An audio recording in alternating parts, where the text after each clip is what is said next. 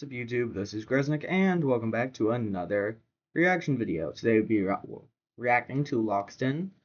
Legend ZA is inside a magic circle. Ultimate Pokemon theory.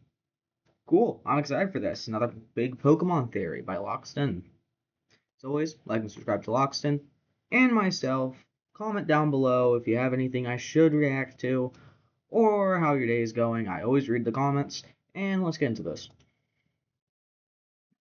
I love Lockstin's big theory videos. In Pokemon X and Y's concept art, there's this early map of Lumiose City, the biggest city in the middle of the Kalos region, based primarily on Paris, France. And yes, we'll get to the pentagram, but in the notes for the art, there's this tasty detail. Quote, 12 main roads and 5 blocks that create the image of an étoile, which is French for star. And, quote, the motif is the same as that of the Arc de Triomphe at Charles de Gaulle Square. And the number 12 represents perfection in Christianity.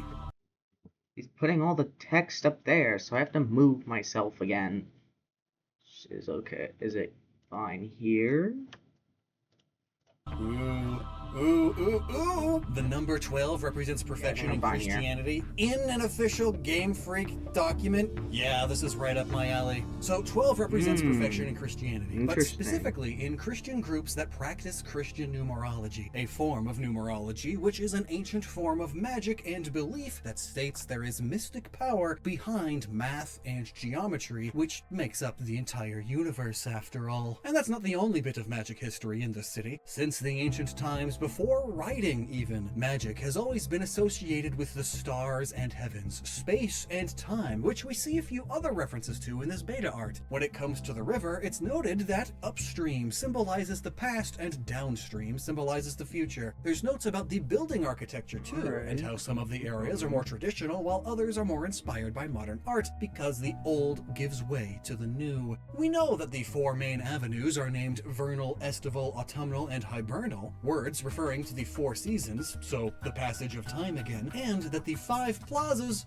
well, they aren't time, but they are the rouge, jaune, vert, bleu, and magenta plazas. Those are just the French words for the colors that they are, but those colors just so happen to be the 5 colors of the classical planets in old French manuscripts, mapping out the cosmos, held together by 4 angels because the 4 elephants theory wasn't Christian enough. And just to make it more perfect, the city map in X and Y isn't a circle, but a decagon, aka, what if the circle was on a PlayStation 1? But in sacred geometry, which is a major part of numerology and vice versa, because shapes are numbers, the decagon itself is a perfect shape, which represents the cosmos, heaven above, in part because each of its angles is 144 degrees. 12 in Christian numerology is the perfect number on Earth, but heaven is always beyond perfect, often a multiplicative, and 12 times 12, perfect perfection, is 144. And let's not forget, one of the core tenets of magic is as above, so below. That's why astrologers look to the stars and planets to predict the future. As above, their positions affect below our day-to-day lives. The reverse of this is more difficult, but possible, according to some practitioners. Magic circles intent on summoning demons, for instance, are designed to mimic the powers of the cosmos on a smaller scale, to in turn affect the cosmos, or spirit realm, and force a being from there to here. And the ultimate work, the magnum opus of all magic, follows this logic too. If God, who is the universe above, created man below in his image, then could man not project himself up into a god, into the universe, into immortality? This was the ultimate goal of many an alchemist and many a cult leader, but doing so would require an extreme amount of power, an ultimate power. Plus remember, Pokemon is no stranger to magic circles. Generation 4 Arceus creation stuff, right? But I'm getting ahead of myself. And I haven't even mentioned how AZ gaining immortality through the use of the ultimate weapon is also what made him 9 feet tall, falling in line with what ancient to medieval magi believed would happen to a man turned angel, because humans themselves used to be 15 foot tall before losing God-given perfection. After all, being immortal makes you akin to an angel, which are always depicted as extra tall as well. Even the giants in the Bible were the children of angels who had laid with humans. Human offspring with an extra dash of perfection in there. But again, I'm getting ahead of myself. But that's the gist of what we'll be going over in this video. Lumiose City is a magic circle. But how? Why? What are its parts? What do they mean? Well, yeah, what does it mean? I've been reading a lot. This kind of thing is my current hyperfixation. Not entirely in a I believe this stuff now kind of way, though it is always written in a way that makes it pretty convincing, but more so in a I like understanding why people think the way they do, or in a just knowing the history of the occult kind of way. So expect a lot of videos on the more magical monsoon, starting with this one. Why is Lumiose a magic circle? Have you ever gone to a bookstore? No, wait. Have you ever been outside? When you venture into the metaphysics and magic section, there's a surprising amount of books about Christian mysticism, speaking with angels, telling the future through the biblical zodiac and such. Being raised super Christian myself, and having read the Bible cover to cover a few times, mostly against my will, these sections of bookstores always surprised me, seeing as the Bible itself advises against such practices. And every time you hear about someone decoding the Bible, or knowing the date of Armageddon and such, numerology and words of power are what they're referring to when it comes to the decoding. The latter being the belief that when you write a word, especially a name, you can not only invoke the power of the word, but you can even convert the letters into numbers via a rather complex system that I won't get into, but with those numbers you can learn all kinds of things about someone or something.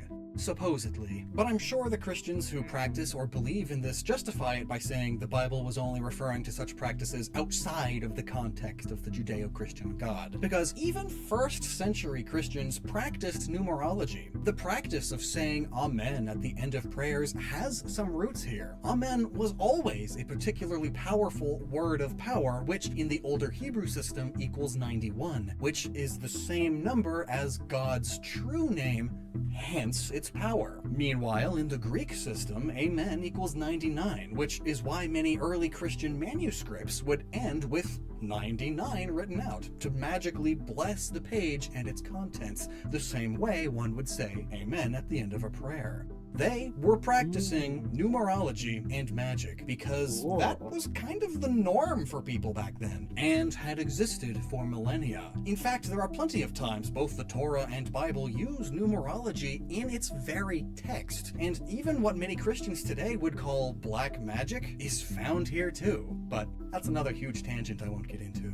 An important related set of beliefs were those of the Kabbalists, some of whom believed not that God was one omnipresent dude in the sky, but rather a conscious, higher dimensional force of the universe itself. Just like magnetism or gravity, only it judges you. You ever step on a scale?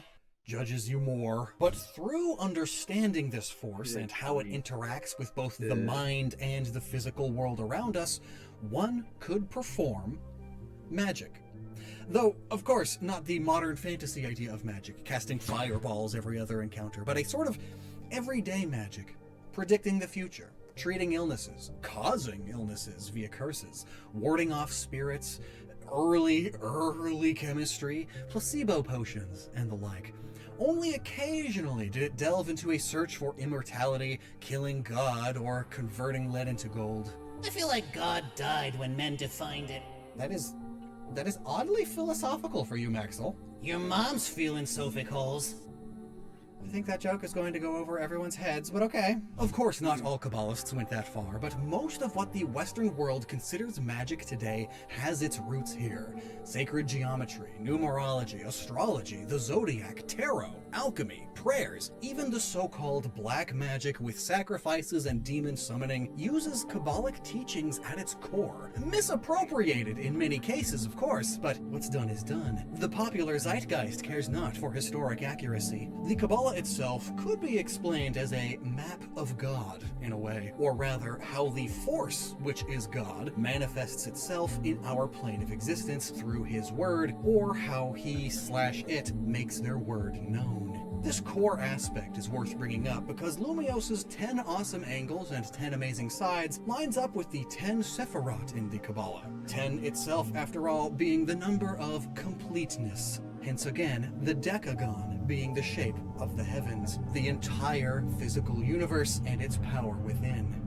I'll be honest, I'm still learning as I write this, so forgive me if I'm a little bit all over the place, but I probably should tell you why it's particularly perfect for Lumios, of all cities, to be shaped like this in the Pokemon world. And no, it's not just because the genre-setting anime Fullmetal Alchemist also has a similarly shaped major city in the center of its region that is a giant transmutation circle with 5 circles and a pentagon and all that. And the whole plot was of a bad guy that wanted to absorb countless souls to create the Philosopher's Stone and gain immortality. Exactly how AZ used the ultimate weapon to gain immortality and is based in a fictionalized version of Europe.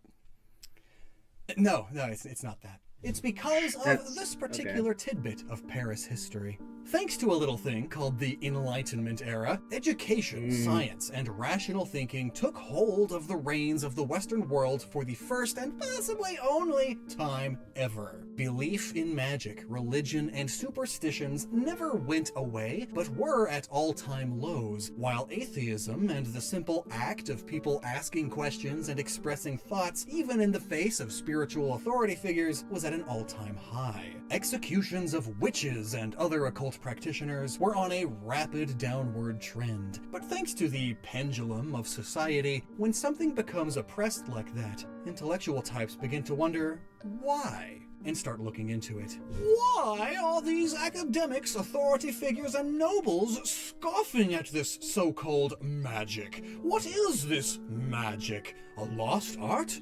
Huh. I'll look into it.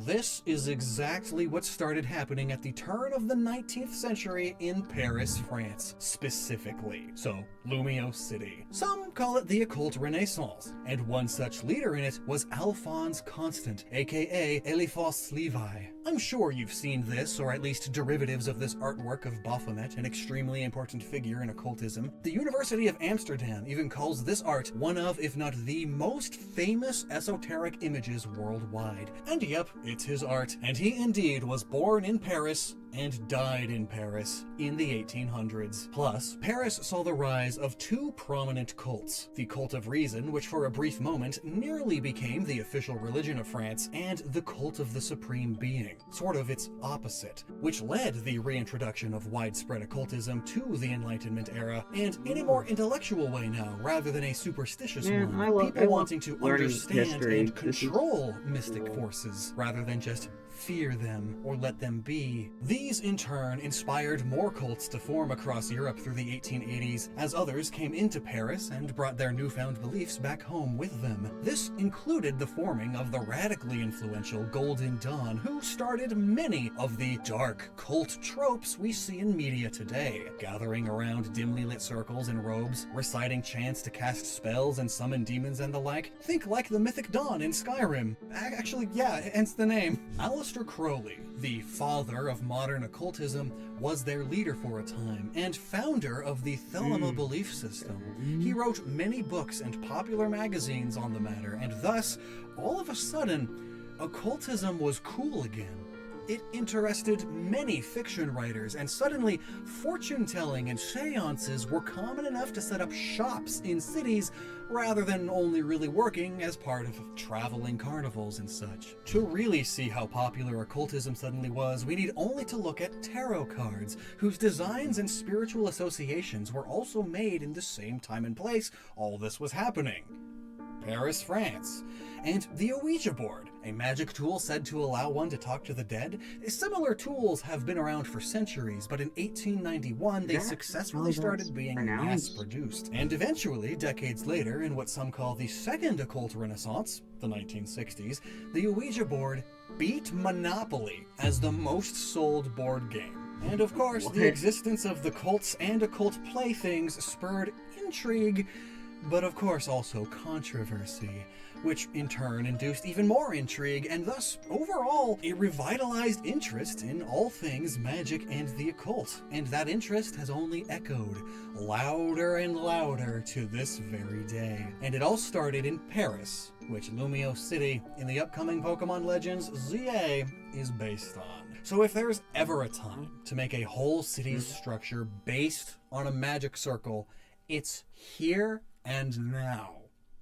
Or back when X and Y was new. Though there is one small problem. The map of Lumiose in ZA looks a lot more like a circle than a decagon.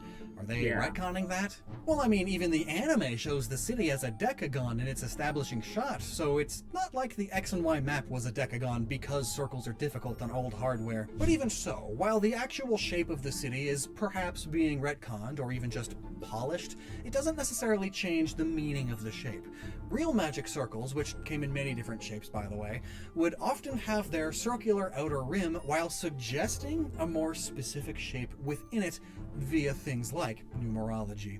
A circle divided by 5 lines like Lumiose still has those 10 angles within it. A smoothed out decagon, you could say. Plus, consider magic circles in modern fantasy media. Heck, just look at Full Metal Alchemist. Its transmutation circles are circles, but with all kinds of other shapes in and all around them, and always with purpose. Though, it does do what most fantasy media does with magic circles. Overcomplicates the heck out of them. Like, complex magic circles are real, but compare these fantasy ones to real ones, and you can still see how they were much, much simpler, but still with plenty of meaning.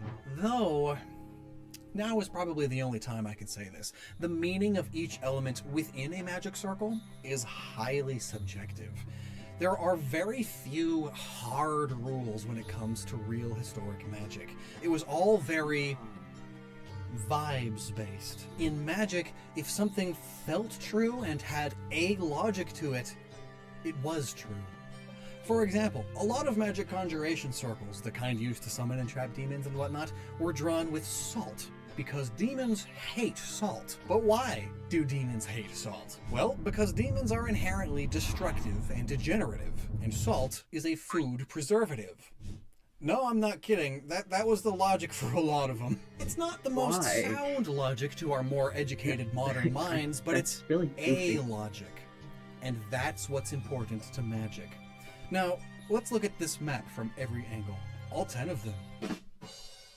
Because it's got 10 angles. Every shape has multiple meanings, and on top of the decagon's complete universe and cosmos, it also represents the totality of human experience from birth to death, and thus balances the human soul this way. That sounds kinda like the Pokemon of life and death, and how Zygarde is the balancer of the two. So no wonder it easily took over the whole city in the anime. The city was basically set up for it. And this star in the middle, which the concept art very directly points out, is one of the most common shapes inside magic circles. If not a 5-pointed star, then a 6-pointed one. Now, I don't want to straight up call it a pentagram, and neither did they, hence them using the word étoile specifically, which is just French for star, yes.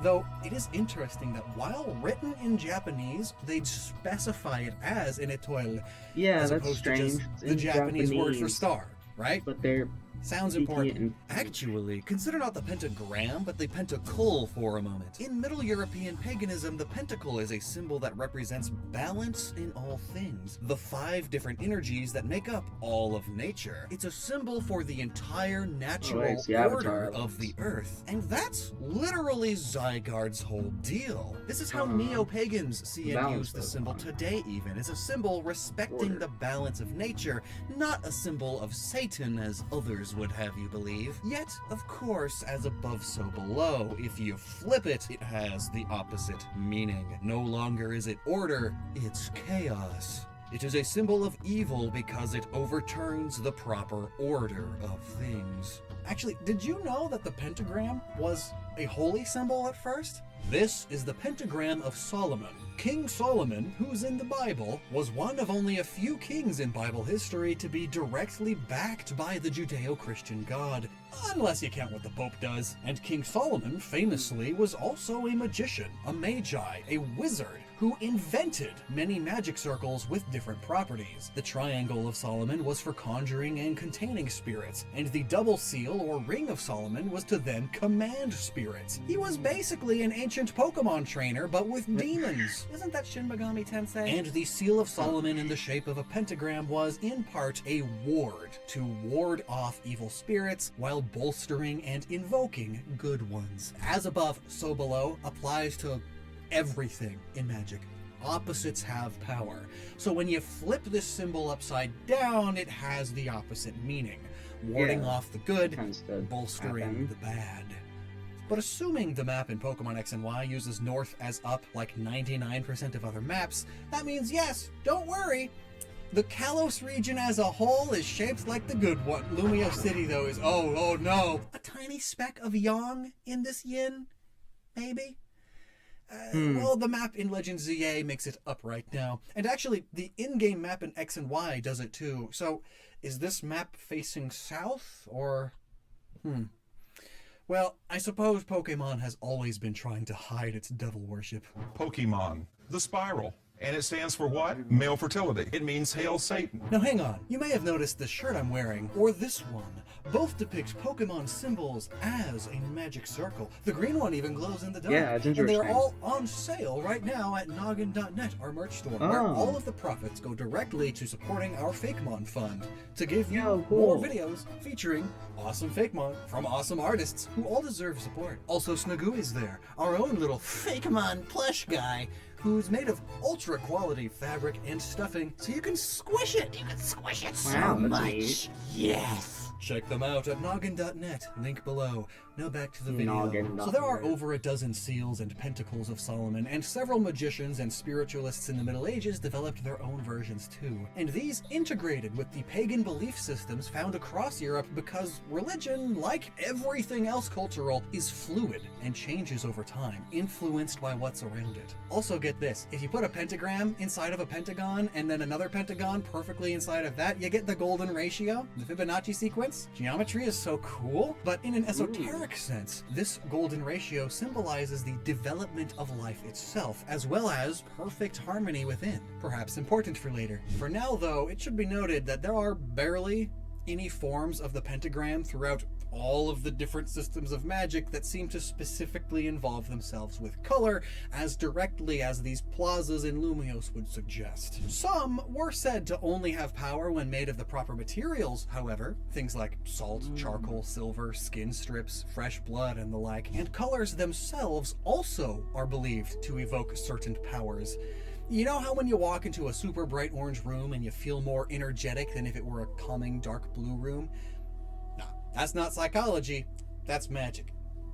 Vibes. Lumio City has 5 plazas in a pentagon shape, just outside of Prism Tower. Rouge, jaune, vert, blue, and magenta. Translating to English, that's red, yellow, green, blue, and pink. And seeing that the river flowing through the city is time and the main roads are seasons, there's definitely an astrology vibe here. Absolutely. Another core aspect of mysticism. And with that in mind, here is a 14th century French map of the cosmos to show what I mean. Earth is of course at the center, obviously, and the supposedly unmoving stars are the outermost layer. And instead of the universe on the back of 4 elephants, it's 4 angels. And in this cosmic map, they use the colors green, red, blue, yellow, and pink, and then repeat to symbolize the planets and their orbits. Those are the same 5 colors of the plazas, and if you draw a line between those plazas in the same order that the planets are, green, red, blue, yellow, pink, it's a neat and design repeat. element. Yeah, we just drew that star in the concept art. So do the plazas represent planets? Planets, or rather the classic symbols symbolizing the power of the planets, are an extremely common element in magic circles and other magic symbols and the like. You cannot call upon their powers without them. Some magic circles were drawn in a way to specifically create a model of the solar system, but here smaller, because as above, so below. Take the power of the cosmos, put it in this circle, please. It's also why many magic rituals were only done during certain times of the year, or even certain times of the century.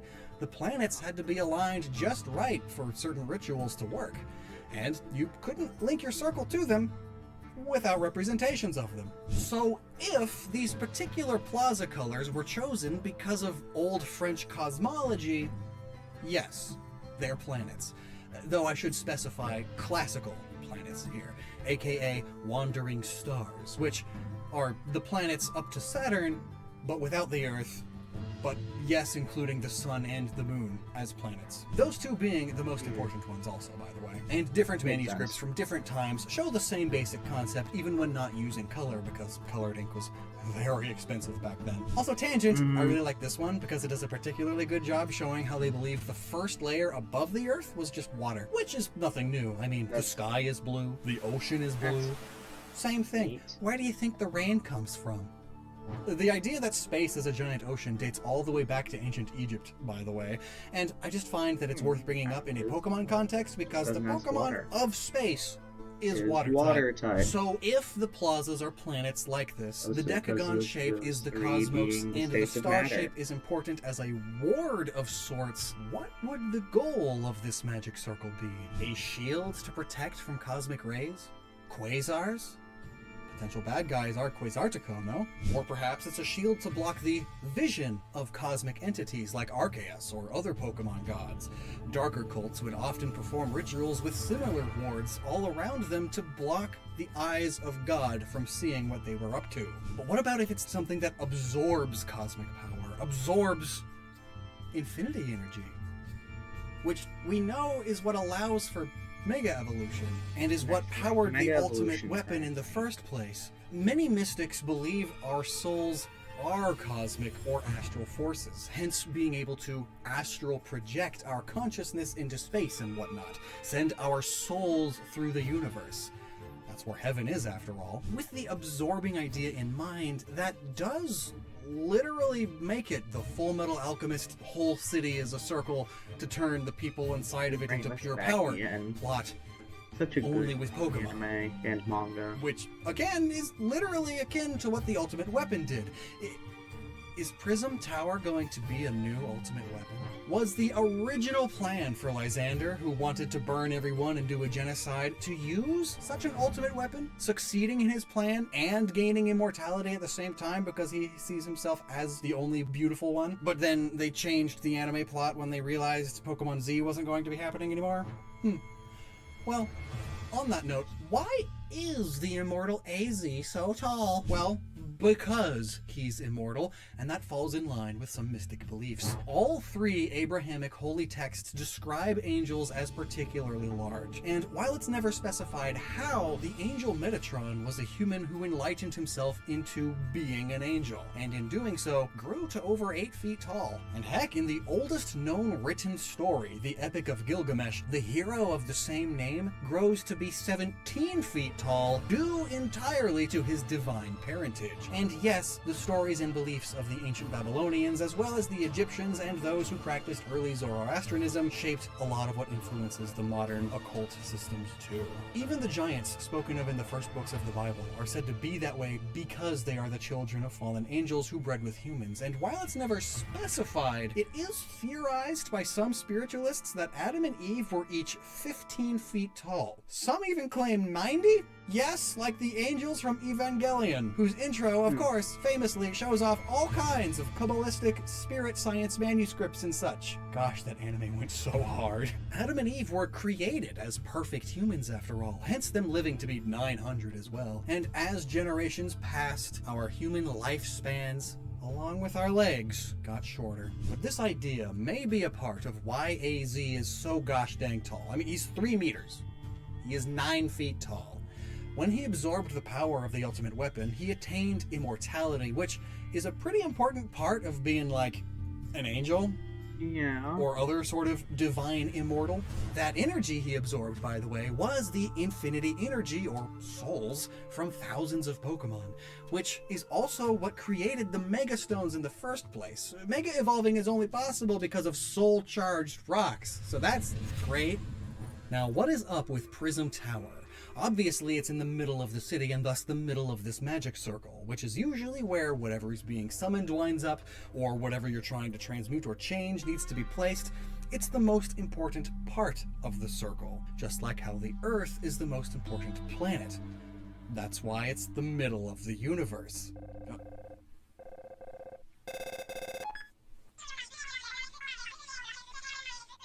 Oh, what's that? Heliocentrism? No, yeah. Go ahead and hang him. Yeah, with his own entrails. That's right. After the prayers and thinking of God, yeah. Cool, thanks.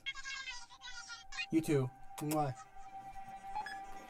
Where were we? It being named after a prism is interesting. So prisms were invented / discovered in the 1600s, and they fascinated scientists and occultists alike. Being able to take a beam of sunlight and break it up into its entire spectrum was revolutionary, and only further explained how the universe and its very energies worked. Light was the ultimate energy, after all, just like life energy or the soul. Esotericists, not unlike Alphonse, who himself was focused on harnessing the power of the life force or soul, would see prisms as analogies for themselves.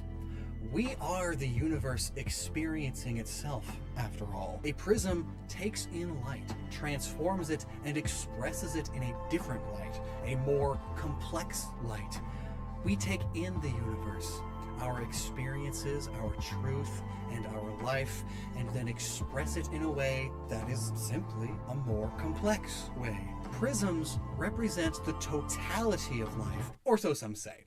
But actually, that reminds me. Paris is where the German doctor Franz Mesmer championed the idea that life energy flows through all life like a magnetic liquid, and that its power could be harnessed and controlled. Thankfully, he did so to help people instead of control them, and his work got big, even curing misalignments of the soul for Marie Antoinette. He wrote a lot about this mysterious soul energy, which he called animal magnetism, though not so much animal as in cats and dogs, and more so as anima, which is an even older idea of what the soul or life energy is. But here are the most relevant things he had to say about this life energy. A responsive influence exists between the heavenly bodies, the earth, and animated bodies. It is like light, increased and reflected by mirrors. Light coming down from the heavens and being reflected both in the heavens and on earth is found in a number of alchemic and other occult illustrations, usually showing how heavenly forces influence earthly ones, or in some older and more religious illustrations, it shows how God's light or power influences us, or even brings life, the soul, as it comes down from the heavens and into a newborn. Emphasis on newborn there. All of this is to say